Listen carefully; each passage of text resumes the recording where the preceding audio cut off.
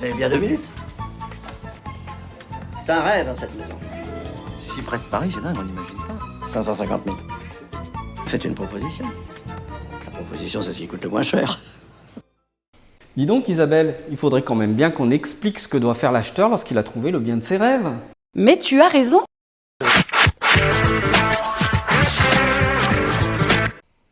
Et c'est même la base de notre métier.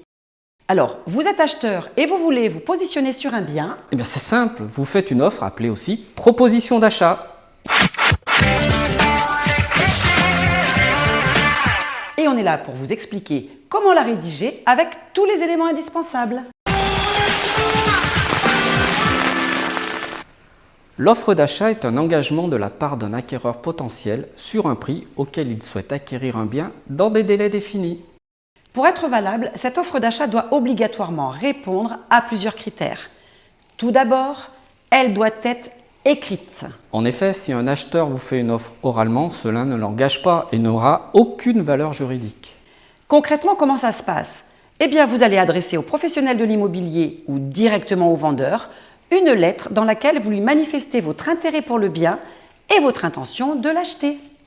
Elle doit comporter plusieurs mentions obligatoires, comme le prix de vente du bien immobilier, L'identification des acheteurs ainsi que leur état civil confirmé par une pièce d'identité.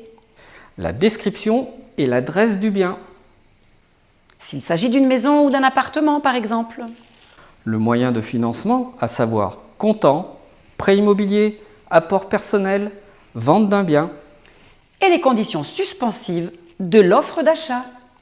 Il s'agit des conditions qui doivent être remplies pour valider l'achat, comme par exemple l'obtention d'un prêt immobilier, la réalisation de la vente d'un bien, etc. Si ces conditions ne sont pas remplies, alors l'acheteur pourra se libérer de son compromis ou de sa promesse de vente, et cela sans aucun frais. Attention néanmoins, ces conditions doivent dépendre d'un tiers et bien sûr doivent être acceptées par le vendeur. Reste comme élément la durée de validité de l'offre. L'usage veut que cette durée soit généralement comprise entre 5 et 10 jours. La date de la proposition et bien sûr la signature des acquéreurs validant votre offre.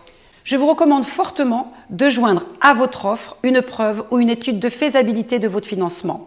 Bien entendu, ce n'est pas une obligation, mais cela peut réellement faire pencher la balance en votre faveur.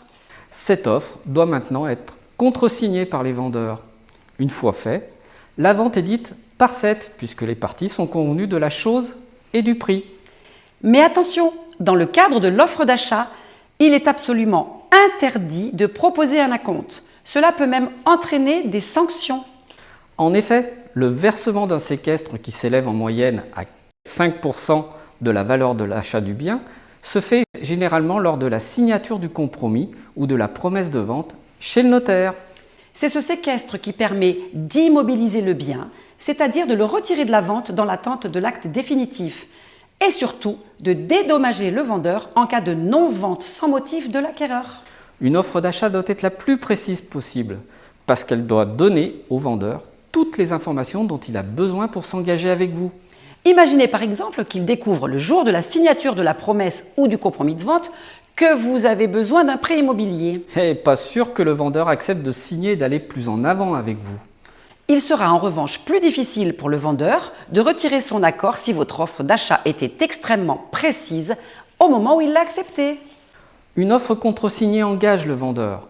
Si néanmoins le vendeur change d'avis, l'acheteur n'aura pas la possibilité de forcer la vente. Tout au plus, il pourra obtenir des dommages et intérêts devant les tribunaux. L'acquéreur, lui, pourra se rétracter jusqu'à 10 jours après la signature du compromis ou de la promesse de vente. Maintenant que tout le monde est d'accord, il faut vite prendre rendez-vous chez le notaire pour signer un compromis de vente et enfin valider l'offre d'achat. Mais dis donc Fabien, il vaut mieux signer un compromis ou une promesse de vente? Ça, c'est une bonne question que l'on nous pose d'ailleurs très souvent. C'est ce que nous verrons lors de notre prochaine émission de Notre Vie Immo. Oui, mais pour cela, il faudra attendre le 28 août, car Notre Vie Immo prend des vacances. Par contre, nous, on continue de travailler. Donc n'hésitez pas à nous appeler pour acheter ou vendre votre bien immobilier. Et oui, vous pouvez compter sur nous tout l'été pour vous aider dans vos démarches immobilières. Et si vous voulez aborder certains sujets, du plus simple au plus complexe, Mentionnez-le dans les commentaires. Alors, au 28 août et bonnes vacances!